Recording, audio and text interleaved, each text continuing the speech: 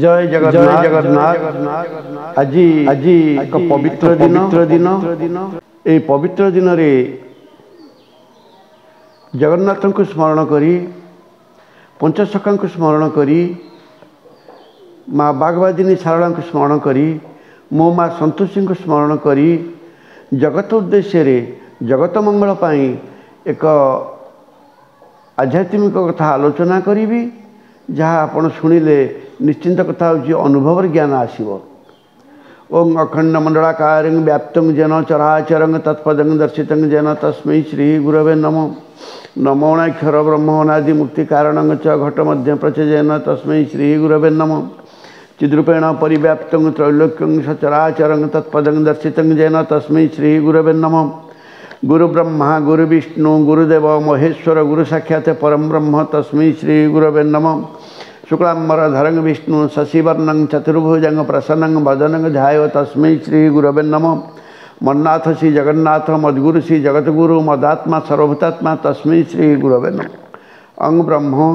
ह्रीं शक्ति क्लीं कृष्णाय श्री गुरुदेवाय नमः। आज जगत उद्देश्य गोटे कथा कहवाक चाहिए कारण बर्तमान सृष्टिर जो लीला आरंभ होती ये हूँ शेष लीला बा संहार लीला ये 2025 रु 32 पर्यंत संहार लीला चलो आ जो माने बाटेरे रहिबे हिंसावाद अहंकार ठारू दूरे रहिबे जो माने सत्य शांति दया क्षमा को आदरी नेबे जो माने परस्व देवस्व राजस्व परधन अपहरण छाड़ीदेवे से माने ये कली कलमुषर रक्षा पाइबे आउ सत्य युग को दायद हेबे। बाबुरे आज गोटे भल कथा कहबी आपण जदि कथा हूँ मानिले बहुत भल न मानिले किछि मन दुख करिवार नहीं कारण जो माने कली माफिक आसचंती जो माने कथा हूँ संसार युग धर्म रे रहिबा को आसी नांती से माने कथा हूँ निश्चिंत अवहेला करिवे आ से माने ये भाबरे रहिबे। आज आउ गोटे बड़ कथा कहबी आगे धर्म रे विघटन हब कारण प्रभु जगन्नाथ निजे ये धर्म उपरे जो माने धर्म धर्म करी हाला कर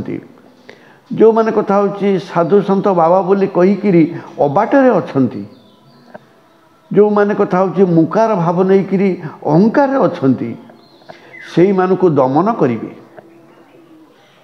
बाबुरे ए 20 ठारू 24 पर्यंत आपण मान तो सब अनुभव कले केते बाबाजी होते केते साधु होते लक्ष लक्ष शिष्य करते आज से माने कुआड़े गले कहले तांको ना गाँ अच्छी इतिहास पुराण पृष्ठा से साधु बोली ना दब से भक्त बोली ना दब से गुरु बोली ना दब से भंड बोली कहब तेणु किछि बड़ बड़ भंड चली जाइछंती आउ किछि छोट छोट भंड भी अछंती से छोट भंड वर्तमान बड़ भंड हबाकू जाउछंती से माने अन्याय करूछंती परस्व लुंठन करूछंती देवस्व लुंठन करूछंती पर जगह को निजर कहउछंती पर स्त्री की निज स्त्री कहउछंती एवं से माने पाखरे रखिकिरी पैसा आराम करुछंती किंतु समय आसीबो आपण देखिबे एई 5-7 वर्ष भितर जो माने रहिबे से माने सेतेबेले मते प्रश्न करिवे 2032 रे मु तांको उत्तर देबी जहाँ कहितली सत कि मिछ कारण से माने किछि तांत्रिक मांत्रिक यांत्रिक तत्व शिखी जगत वर्तमान धार्मिक रक्षा करने को धर्म रक्षा करने को आसी बोली कहते किंतु बाबू ता सत्य नुह ता लोक देखाणिया सत्य, वेशभूषा सत्य, आउ परिपाटी सत्य, किंतु सत्य होउची धर्म, सत्य होउची चलनी, सत्य होउची आत्मज्ञान, सत्य होउची धर्म ज्ञान। जा लोकाचार रे चलिबा को जाउची, जा चालिले लोक धर्म को आदरी नब, जा चालीछि बोली धर्म रहीछि, जा चालिबा को प्रभु इच्छा करिसेंती से धर्म होउची युगमाफिक धर्म एवं सत्यर आगमन पाई धर्म। किंतु एमाने जो मनमुखी धर्म करछंती, भगवान को अहेतुक विश्वास करिबा पाई अभिनव प्रयास रे लोकन को उद्भट करुछंती, ए उद्भट ज्ञान दिनांकर पतनर कारण हम। तेणु मु केन्द्रापड़ा जिला गर्दपुर ब्लॉक पलसुधा पंचायत भद्र ग्रामरू माँ संतोषी श्रीक्षेत्रु ब्रह्मणाक्षर मंदिर आपण को से ब्रह्म निर्यास करी,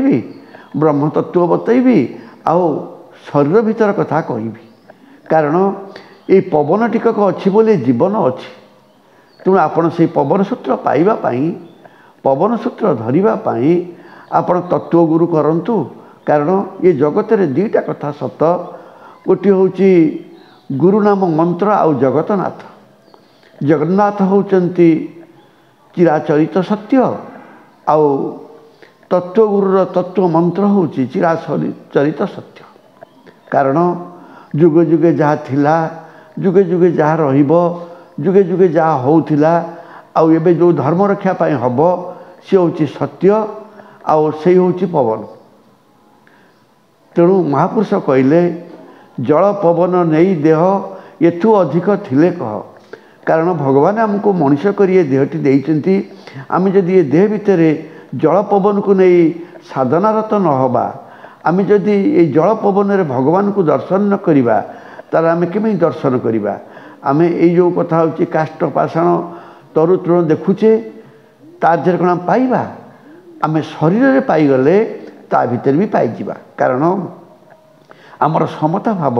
ममता भाव, स्नेह भाव, दया भाव, प्रेम भाव आसीजिव, राधा भाव आसीजिव, कृष्ण प्रीति आसीजिव। से कृष्ण प्रीति आम जो मजी जावा, राधा भाव जिते आम भितर शिहरण जागृत करिवो, आम से प्रभु परम ब्रह्म को दर्शन करवा। से पवन को धर, से गुरु को धर, से जगन्नाथ को धर, निश्चिंत से तुमको बाट बतई देवे। कारण ये कलिर शेष समयर कथा आउ अनेक कथा अच्छी। ये एपिसोड माध्यम मुझे जहाँ कहि जदि न बुझीपार आ गोटे नंबर दौची, से नंबर टी को आपण मैंने जोगाजोग करेंगे। से नंबर टी है 6371041934। अणाक्षर तत्व पाइबे, एकाक्षर भाव बुझे, अणाक्षर मंदिर दर्शन करेंगे, संतोषी श्रीक्षेत्र माँ को शांतिर वार्ता ने, शांति रे एवं स्नेह श्रद्धा संसार में बंचतु। जय जगन्नाथ, जय जगन्नाथ, जय जगन्नाथ, जय।